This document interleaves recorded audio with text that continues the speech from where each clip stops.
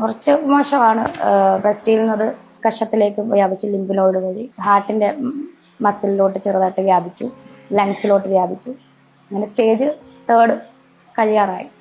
രേണു സുധി, സത്യം പറഞ്ഞാൽ ഈ വീഡിയോ ചെയ്യുമ്പോൾ മനസ്സിൻ്റെ ഏതോ കോണിൽ ഒരു ഇത്തിരി സങ്കടമുണ്ട്. അത് വേറൊന്നും കൊണ്ടല്ല, നമ്മുടെ ഒരു ശത്രുവിന് പോലും ഒരിക്കലും നമ്മൾ വരരുതേ എന്ന് ആഗ്രഹിക്കുന്ന ആ ഒരു അസുഖം അത് രേണുവിനുണ്ട് എന്ന് രേണു തന്നെ ഇപ്പോൾ നമ്മളോട് എല്ലാവരോടുമായി പറഞ്ഞു കഴിഞ്ഞിരിക്കുന്നു. കുറച്ച് ആഴ്ചകൾക്ക് മുമ്പ് രേണുവിന് ഈ ഒരു അസുഖമുണ്ട് എന്ന് പറഞ്ഞ് സോഷ്യൽ മീഡിയയിൽ കുറച്ച് കോൺട്രവേഴ്സികൾ അരങ്ങേറിയിട്ടുണ്ടായിരുന്നു. നിങ്ങളെല്ലാവരും കണ്ടതാണ്. ആ സമയത്ത് ഒരു വീഡിയോ ചെയ്തപ്പോൾ പോലും ഞാൻ പറഞ്ഞിട്ടുണ്ട്, ആ അസുഖം അത് രേണുവിന് വരരുതേ എന്ന്. മനസ്സിലായില്ലേ? അപ്പോൾ നിങ്ങൾക്ക് മനസ്സിലാക്കാമല്ലോ ആ ഒരു അസുഖത്തിൻ്റെ വ്യാപ്തി. അത് ഞാൻ പ്രത്യേകിച്ച് നിങ്ങൾക്കാർക്കും പറഞ്ഞു തരേണ്ട ഒരു കാര്യമുണ്ടെന്ന് തോന്നുന്നില്ല. എനിക്ക് എന്ത് പറയണമെന്ന് സത്യം പറഞ്ഞാൽ അറിയില്ല. നല്ല സങ്കടമുണ്ട്. ഞാൻ പറഞ്ഞല്ലോ, ഒരു ശത്രുവിന് പോലും വരരുത് ആ ഒരു അസുഖം. രേണു സുധിയുമായി ബന്ധപ്പെട്ട് ഒരുപാട് വീഡിയോകൾ ഞാൻ ചെയ്തിട്ടുണ്ട്. രേണു സുധി അവരെ വിമർശിക്കേണ്ട സമയങ്ങളിൽ വിമർശിച്ച ഒരാളാണ് ഞാൻ. അതുപോലെ തന്നെ അവരെ സപ്പോർട്ട് ചെയ്യേണ്ട സമയം ഉണ്ടായിട്ടുണ്ട്. അല്ലെങ്കിൽ അവരിലൊരു നല്ലത് കണ്ടപ്പോൾ നല്ലതാണെന്ന് തന്നെ പറഞ്ഞൊരു വ്യക്തിയാണ് ഞാൻ. എനിക്കത് എവിടെയും പറയാൻ സാധിക്കും. കാരണം ഞാൻ പറഞ്ഞിട്ടുണ്ട്, ബിഗ് ബോസ് എന്ന് പറയുന്ന ഒരു റിയാലിറ്റി ഷോ കഴിഞ്ഞ് അവർ പുറത്തേക്ക് ഇറങ്ങിയപ്പോഴത്തേക്ക് അവരുടെ സ്വഭാവത്തിലുണ്ടായിരുന്ന ആ ഒരു മാറ്റം ഞാൻ അതിനെ ഒരുപാട് പ്രശംസിച്ചിട്ടുണ്ട്. അതുപോലെ തന്നെ അതിനുശേഷം ആ ഒരു നല്ല സ്വഭാവത്തിലുണ്ടായിരുന്ന മാറ്റം വന്നപ്പോൾ വിമർശിക്കുകയും ചെയ്തിട്ടുണ്ട്. ഇപ്പോഴും ഞാനതാണ് ചെയ്യുന്നത്. അവരുടെ നല്ല കാര്യം കണ്ടാൽ നല്ലതാണെന്ന് പറയും, ഒരു മോശം കാര്യം കണ്ടാൽ മോശമാണെന്ന് പറയും. അതുപോലെ തന്നെ അവർക്കൊരു അസുഖം വരുമ്പോൾ ഇവിടെ നിന്ന് സഹതിപ്പിക്കാനേ നമ്മളെ കൊണ്ടൊക്കെ സാധിക്കുകയുള്ളൂ, അല്ലേ? ഒരിക്കലും പക്ഷേ അവരെ എടുത്തു വെച്ച് ഇനിയും വലിച്ചു കീറാനോ കമൻറ്റ് ബോക്സിൽ പോയി മോശം കമൻ്റ് ഇടാനോ എന്നെ കൊണ്ട് സാധിക്കില്ല. ഞാനിതിവിടെ പറയാൻ കാരണം, ഒരുപാട് ആളുകൾ ഇപ്പോഴും, ഇന്നലെ തന്നെ ഞാൻ കണ്ടു, രേണു തന്നെ അവരുടെ ഇൻസ്റ്റഗ്രാമിൽ, രേണു അല്ല വേറെ ആരോ രേണുവിനെ ടാഗ് ചെയ്തിട്ടിരിക്കുന്ന ഒരു പോസ്റ്റ്, രേണുവിൻ്റെ ഒരു വീഡിയോയുടെ അടിയിൽ ഇപ്പോൾ ലേറ്റസ്റ്റ് ആയിട്ട് അവർ അവരുടെ അസുഖത്തെ പറ്റി പറയുന്ന ഒരു വീഡിയോയുടെ അടിയിൽ വന്നിട്ടിരിക്കുന്ന കമൻറ്റ്, എങ്ങനെ പറ്റുന്നു നിങ്ങൾക്കൊക്കെ? എങ്ങനെ പറ്റുന്നു? എത്രയും പെട്ടെന്ന് സുധിച്ചേട്ടൻ്റെ അടുക്കലേക്ക് ചെല്ലാൻ പ്രാർത്ഥിക്കുന്നു എന്നൊക്കെ പറഞ്ഞ്. ഈ കമൻ്റ് ഇടുന്നതൊക്കെ ഫേക്ക് ഐ ഡി എന്നാണെങ്കിൽ പോലും ഇടുന്നതൊരു മനുഷ്യനായിരിക്കത്തില്ലേ? ജീവനുള്ളൊരു ഐറ്റം ആയിരിക്കത്തില്ലേ? ജീവനുള്ളൊരു ഐറ്റം, മനുഷ്യനൊന്നും ഞാൻ വിളിക്കുന്നില്ല. എങ്ങനെ പറ്റുന്നു?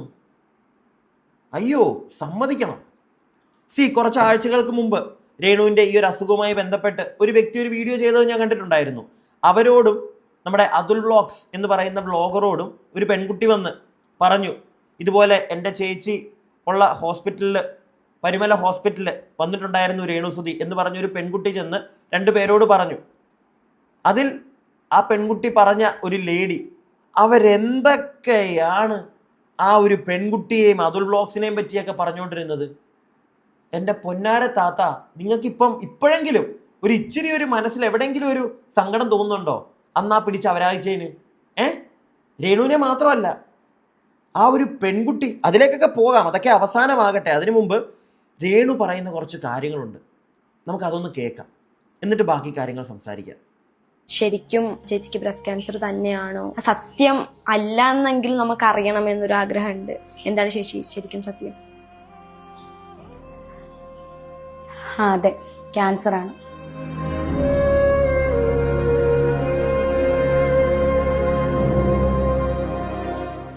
സത്യം പറഞ്ഞാൽ ഞാനിങ്ങനെ വന്ന് കരയണ്ട എന്നോർത്ത് തന്നെയാണ് ഞാൻ നിങ്ങളെ വിളിച്ചു വരുത്തിയതും. ഇത്രയും ദിവസം എന്നെ സ്നേഹിക്കുന്നവരുടെ അടുത്തുനിന്ന് ഞാനിത് മറച്ചു വെച്ച് ഇത് പറയാൻ സമയമായി എന്ന് തോന്നി. അതുകൊണ്ടാണ് ഞാനിപ്പോൾ പറഞ്ഞത്.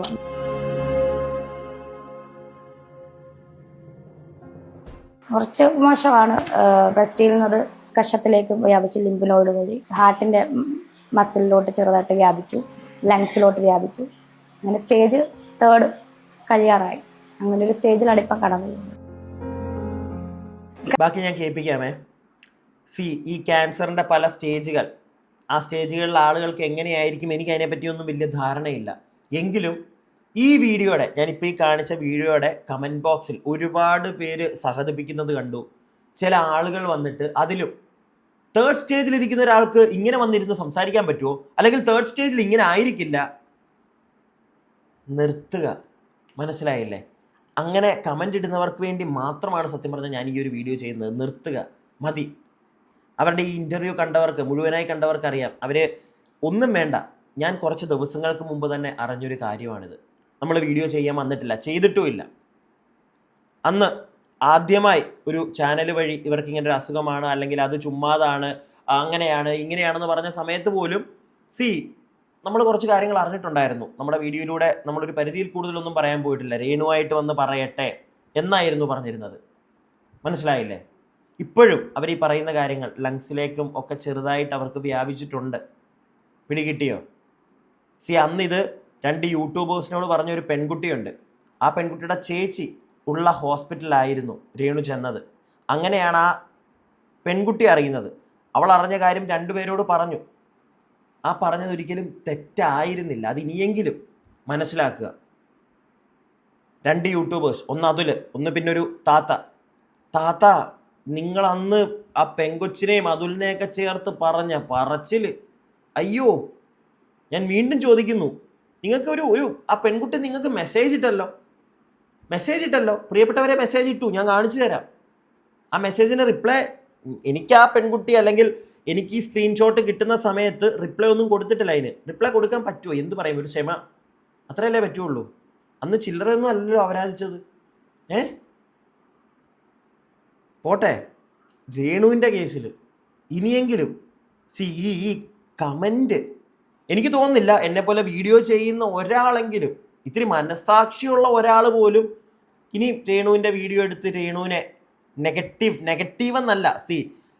ഞാൻ പലപ്പോഴും പറഞ്ഞിട്ടുള്ളൊരു കാര്യമാണ്, അവർക്ക് ജീവിക്കാനായിട്ട് അവർ വലതും കാണിച്ച് ജീവിക്കുന്നു, ജീവിക്കട്ടെ. സമൂഹത്തിന് തെറ്റായിട്ടുള്ളൊരു ഇൻഫർമേഷൻ കൊടുക്കാതിരുന്നാൽ മാത്രം മതി. അതുപോലെ തന്നെ ആ സ്ത്രീ അവരുടെ നല്ലത് ബിഗ് ബോസിൽ നിന്ന്, ഞാൻ നേരത്തെ പറഞ്ഞതുപോലെ ബിഗ് ബോസിൽ നിന്ന് ഇറങ്ങിയപ്പോഴത്തേക്ക് ഒരുപാട് അവരുടെ സ്വഭാവം മാറിയിട്ടുണ്ടായിരുന്നു. ഞാനതിനെ പ്രശംസിച്ച ഒരാളാണ്, എനിക്ക് ഇന്നും പറയാതെ. അതുപോലെ തന്നെ ആ സ്വഭാവം മാറുന്ന സമയത്ത് അത് മാറുന്നുണ്ട് എന്ന് പറഞ്ഞൊരാളാണ് ഞാൻ. വിമർശിക്കുകയും ചെയ്തു, നല്ല കാര്യം കണ്ടപ്പോൾ നല്ല കാര്യം പറയുകയും ചെയ്തു. ഇപ്പോൾ അവരുടെ ഈ ഒരു വല്ലാത്തൊരു അവസ്ഥയിൽ അവരെ വിമർശിക്കാനോ അല്ലെങ്കിൽ അവരുടെ നല്ല കാര്യം പറയാനോ ഒന്നുമല്ല ഞാൻ നിൽക്കുന്നത്. അവരെ കമൻറ്റ് ബോക്സിൽ ചെന്ന് അവരെ കാണുന്നുണ്ട്, അതുകൊണ്ടാണ് ഞാൻ പറഞ്ഞത്. അവരെ കാണുന്നുണ്ട്. പ്ലീസ് അങ്ങനെയുള്ള കമൻറ്റുകൾ ഇടാതിരിക്കുക, അങ്ങനെയുള്ള കമൻറ്റുകൾ ചെയ്യാതിരിക്കുക. വളരെ മോശമാണ്. ബാക്കി കാരണം ഞാൻ കരഞ്ഞു കഴിഞ്ഞാൽ എന്നെ സ്നേഹിക്കുന്ന കുറേ പേരുണ്ട്. അതുപോലെ ഇതുപോലെ ക്യാൻസറായിട്ട് അനുഭവിക്കുന്ന ഒരുപാട് പേരുണ്ട്. അവർക്ക് ഞാൻ എന്നും ഒരു മാതൃകയായിട്ടിരിക്കണമെന്നാണ് ഞാൻ ആഗ്രഹിക്കുന്നത്. ചേച്ചി ശരിക്കും ഇത് അറിഞ്ഞിട്ട് എത്ര നാളായി ചേച്ചി? ചിലവർ തെറ്റിദ്ധരിച്ചേക്കുന്നത് ഇത് ദുബായിൽ വെച്ചിട്ട്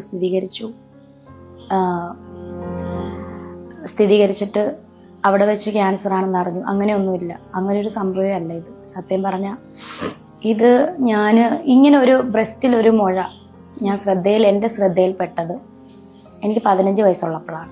വീട്ടിൽ പറഞ്ഞിട്ടില്ല. ഞാൻ അങ്ങനെ അസുഖമെന്ന് അങ്ങനെ പറയുന്ന ഒരാളല്ല കുഞ്ഞിലെ തൊട്ടേ. അപ്പം നമ്മുടെ കോട്ടയം മെഡിക്കൽ കോളേജിൽ തന്നെ കൊണ്ടുപോയി. ഡോക്ടർ അന്ന് അത് ഒരു 15-16 വർഷം മുന്നത്തെ കാര്യമാണ്. നേരം എൻ്റെ അടുത്ത് ഡോക്ടർ പറഞ്ഞത് ഇതിങ്ങനെ വെക്കരുത്, ഇപ്പം ഇതിന് വലിയ പ്രശ്നമില്ല, അത് ഫ്യൂച്ചറിൽ ക്യാൻസർ ആകും. അപ്പം ആ സമയത്ത് എനിക്ക് മറ്റൊരു ഓപ്പറേഷൻ കഴിഞ്ഞിട്ട് നിൽക്കുക. വേറൊന്നുമല്ല, അപ്പൻഡിസൈറ്റിസിൻ്റെ ഓപ്പറേഷൻ. അപ്പം അതിച്ചിരി പെയിൻഫുള്ളായിരുന്നു. അതുപോലെ നട്ടലിന് ഇഞ്ചക്ഷനൊക്കെ എടുത്തിട്ടായിരുന്നു ചെയ്തത്. അപ്പം ഞാൻ ആ ഒരു പേടി മൂലം ഞാനിത് വീട്ടിൽ പറഞ്ഞില്ല. സുധിച്ചേട്ടൻ്റെ മരണശേഷം കുറേ നാളുകൾക്ക് ശേഷം നമ്മൾ നമുക്കറിയാം ബ്രസ്റ്റ് ക്യാൻസർ, ഈ ഒരു മുഴ വരുമ്പോൾ നമുക്ക് ബ്രസ്റ്റിന് ആകൃതിയിലൊക്കെ വ്യത്യാസം വരും. അപ്പം അത് എൻ്റെ ശ്രദ്ധയിൽപ്പെട്ടായിരുന്നു. അങ്ങനെ സ്കാൻ ചെയ്തിട്ട് ഡോക്ടറിന് ഡൗട്ടായി.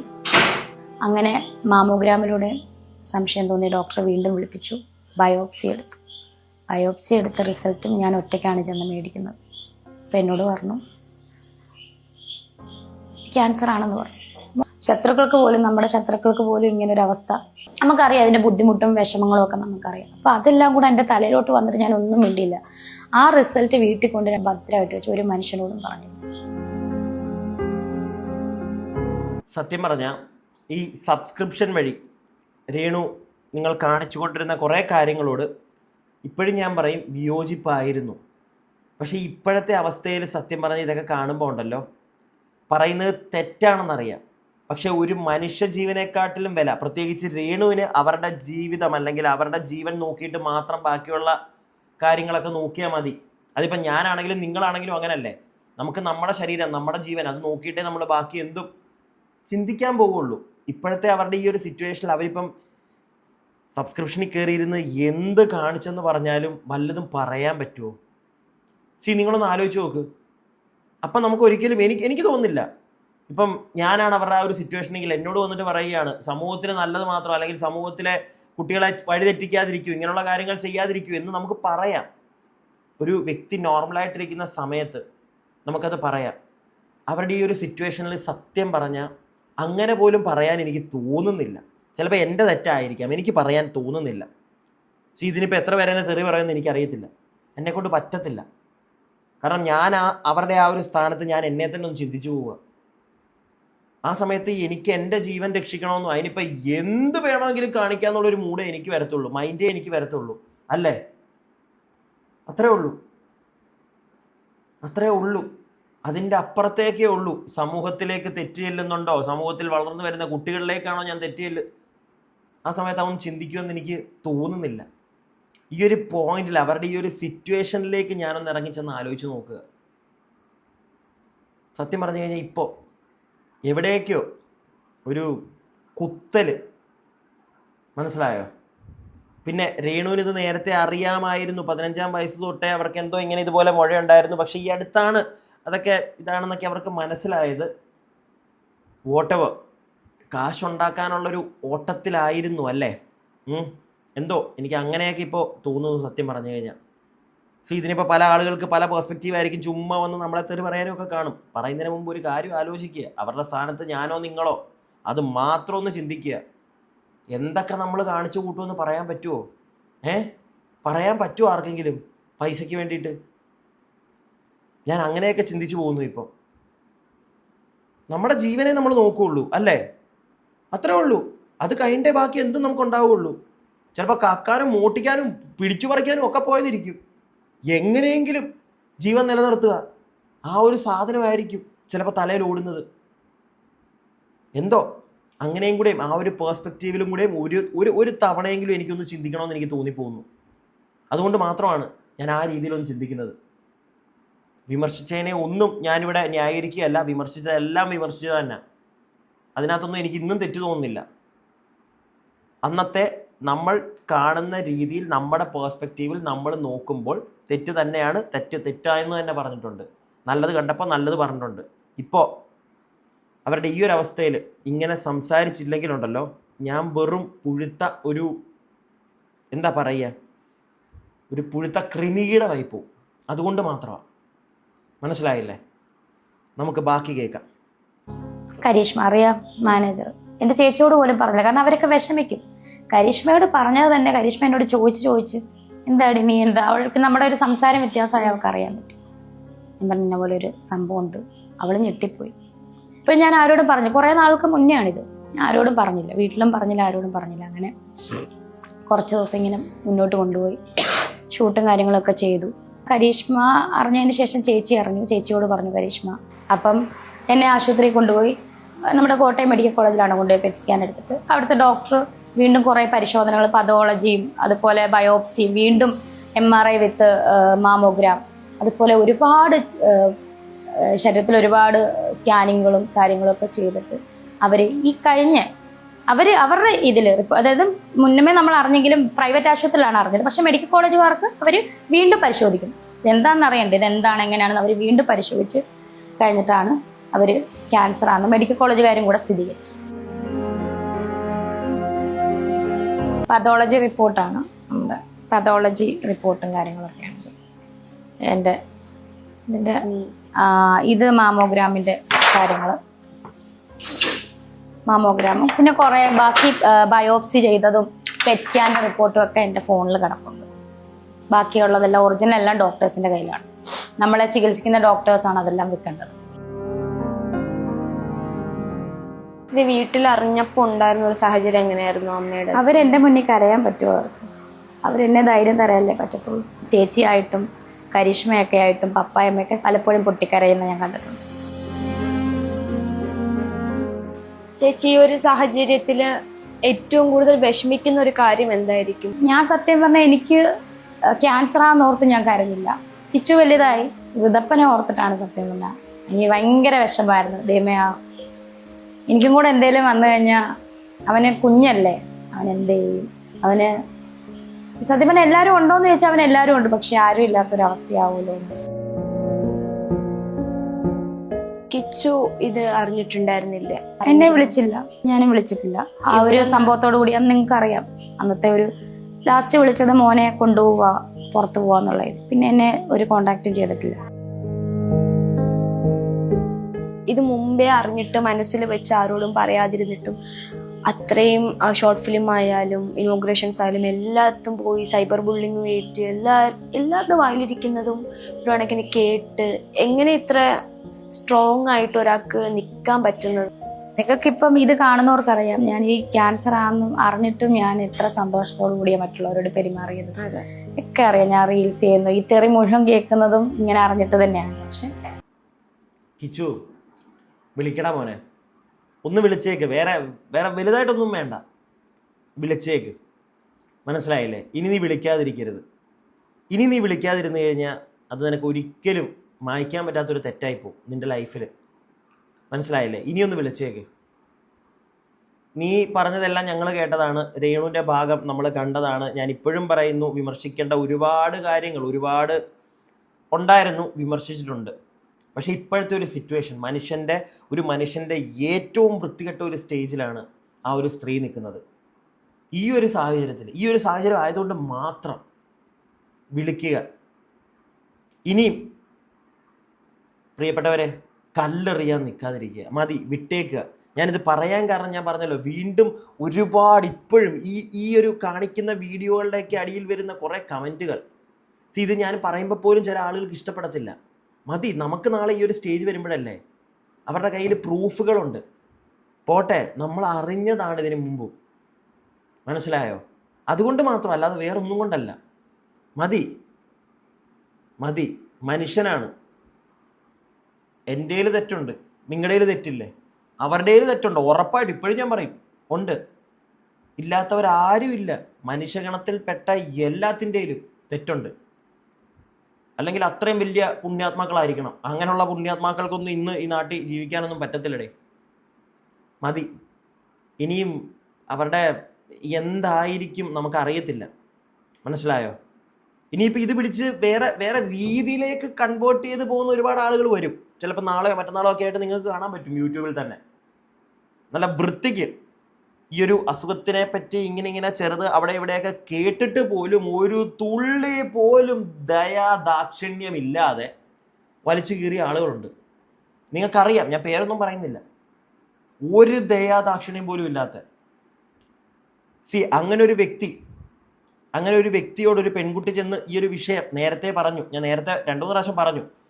ആ പെൺകുട്ടി അയച്ച മെസ്സേജ് ഇപ്പോൾ കുറച്ച് മുമ്പ്, ഞാൻ ഈ വീഡിയോ പാതിരാത്രിയിലാണ് ഇത് ചെയ്യുന്നത്, അതിന് മുമ്പ് കുറച്ച് മണിക്കൂറുകൾക്ക് മുമ്പ് താത്തയ്ക്ക് അയച്ചൊരു മെസ്സേജ് ഉണ്ട്. ആ പെൺകുട്ടി അയക്കാൻ റീസൺ ഉണ്ട്. കാരണം ആ പെൺകുട്ടി ഈ ഒരു അസുഖമുണ്ട് രേണുവിന് എന്ന് അറിയിച്ചപ്പോൾ തന്നെ അതിനെ വേറെ തരത്തിലേക്കൊക്കെ കൊണ്ടുപോയി.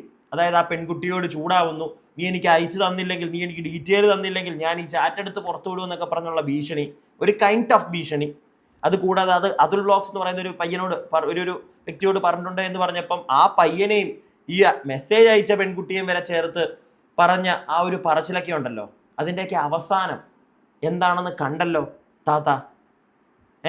കണ്ടല്ലോ. ഇനി ഈ താത്തയ്ക്ക് ആ പെൺകുട്ടി അയച്ചൊരു മെസ്സേജ് ഞാൻ പറഞ്ഞ പോലെ കുറച്ച് മണിക്കൂറുകൾക്ക് മുമ്പ്. ഇപ്പോൾ എന്തായി? എന്നെ എന്തെല്ലാം സത്യം അറിയാതെ നിങ്ങൾ പറഞ്ഞു, അതൊക്കെ തിരിച്ചെടുക്കാൻ പറ്റുമോ? എന്നെ അതുൽ വ്ളോഗ്സിനെയും ചേർത്ത് വരെ പറഞ്ഞില്ലേ, എനിക്ക് ക്യാൻസർ വരുമെന്ന് വരെ പറഞ്ഞു. എന്നെ എന്തൊക്കെയോ ഏജന്റ് ആക്കി. ഇപ്പോൾ എല്ലാം തെളിഞ്ഞല്ലോ. അറ്റ്ലീസ്റ്റ് അതിൻ്റെ സത്യാവസ്ഥ പോലും അന്വേഷിക്കാതെ എന്തൊക്കെയോ കൂട്ടി. കഷ്ടം തന്നെ. ഈ പെൺകുട്ടി, ഈ താത്ത എന്ന് പറയുന്ന ഒരാളുടെ ഒരു ഫാനാണ്, വീഡിയോ ഒക്കെ കാണുന്ന ഒരാളാണ്, അതുൽ വ്ളോഗ്സിൻ്റെ വീഡിയോസ് കാണുന്ന ഒരാളാണ്. അതുകൊണ്ടാണ് ഇവർ 2 പേരോടും ചെന്ന് പറഞ്ഞത്. മനസ്സിലായില്ലേ? 2 പേരോടും.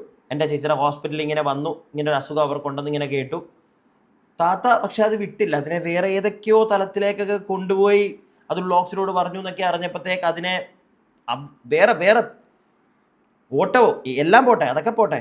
രേണുവിൻ്റെ ഈ ഒരു അസുഖം പോലും അന്ന് പറഞ്ഞപ്പോഴത്തേക്കൊക്കെ കള്ളം അത് ഇത് ഇപ്പം എന്തായി? എല്ലാം തീരുമാനമായല്ലോ, സമാധാനമായി കാണുമായിരിക്കുമല്ലോ അല്ലേ? ഇനി അല്ലെങ്കിൽ ചിലപ്പോൾ വീഡിയോ ചെയ്യുമ്പോഴത്തേക്ക് മറ്റേ നെഞ്ചത്തടിച്ച് കരഞ്ഞ് അങ്ങനെയൊക്കെ വരുമോ? ഇനി അല്ലെങ്കിൽ ആ ഒരു പാറ്റേൺ ആണയ്യോ പിടിക്കാൻ പോകുന്നത്?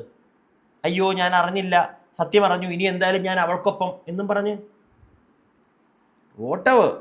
നമുക്കൊന്നും പറയാനില്ലേ, നിങ്ങളുടെ ഒന്നും കാര്യത്തിൽ ഇടപെടാനും എനിക്ക് താല്പര്യമില്ല. ഇങ്ങനെയുള്ള കാര്യങ്ങൾ സോഷ്യൽ മീഡിയ വഴി കാണുന്നത് മാത്രം. ഞാൻ ആരുടെയും പേഴ്സണൽ ലൈഫിലേക്കോ ആരുടെയും പുറകെ ഒന്നും നമുക്കൊന്നും അതിന് സമയമില്ല. സ്വന്തം ജീവിതം സിന്ദാബാദ്, അതാണ് ആദ്യം വേണ്ടത്. എന്നിട്ട് മറ്റുള്ളവൻ്റെ അതിനകത്തോട്ട് എന്നുള്ളൊരു സാധനം മാത്രമേ ഉള്ളൂ പറയാൻ. പിന്നെ സമൂഹ മാധ്യമങ്ങളിൽ വരുമ്പോഴോ അല്ലെങ്കിൽ നമ്മളായിട്ട് ആരെങ്കിലും പേഴ്സണലായിട്ട് കോൺടാക്ട് ചെയ്തോ സമൂഹത്തിൽ നടക്കുന്ന ഏറ്റവും വലിയൊരു പ്രശ്നത്തെ പറ്റി സംസാരിക്കേണ്ട ഒരു അവസ്ഥ വന്നാൽ മാത്രം നമുക്ക് അങ്ങനെ പോകാം. അതല്ലാതെ എന്താണെങ്കിലും രേണു സുധി വിഷയത്തിൽ നിങ്ങൾക്കറിയാം, ഫിറോസ് KHDC ഈ രേണുവിന് വീടൊക്കെ വെച്ചു കൊടുത്ത അല്ലെങ്കിൽ അതിന് മുൻകൈയിട്ട് നിന്ന ആ ഒരു വ്യക്തി, ആ ഒരു വ്യക്തി പോലും കുറച്ച് കാര്യങ്ങൾ പറയുന്നത് കേട്ടു. അതിൻ്റെ ഒരു പോസ്റ്റേഴ്സൊക്കെ ഞാൻ കുറച്ച് മുന്നേ കണ്ടു. രേണു പോലും അത് സ്റ്റോറിയിൽ ഷെയർ ചെയ്തിരിക്കുന്നു. സോ ഒരു കാര്യം മനസ്സിലാക്കുക, രേണുവിനെതിരെ ഒരുപാട് സംസാരിച്ച, ഒരുപാട് അലിഗേഷൻസ് പറഞ്ഞ ആളുകൾ പോലും ഇപ്പോൾ നിർത്തി, ഒരു സഹതാപം വന്നു തുടങ്ങി. അതുകൊണ്ട് തന്നെ പ്രിയപ്പെട്ടവരെ, കമൻറ്റ് ബോക്സിൽ പോയി ഇനി വേണ്ട, നിർത്ത്. ഞാൻ ആ ഒരു പോസ്റ്ററിലൂടെ കാണിച്ചു തരാം. മെഡിക്കൽ റിപ്പോർട്ട് പ്രകാരം രോഗം കൂടുതൽ സാരമായി ബാധിച്ചിരിക്കുകയാണ്. ദയവായി നെഗറ്റീവ് കമൻറ്റുകളും പരിഹാസങ്ങളും ഒഴിവാക്കുക. കഴിയുമെങ്കിൽ അവൾക്ക് വേണ്ടി പ്രാർത്ഥിക്കുക. ഫിറോസ് KHDC.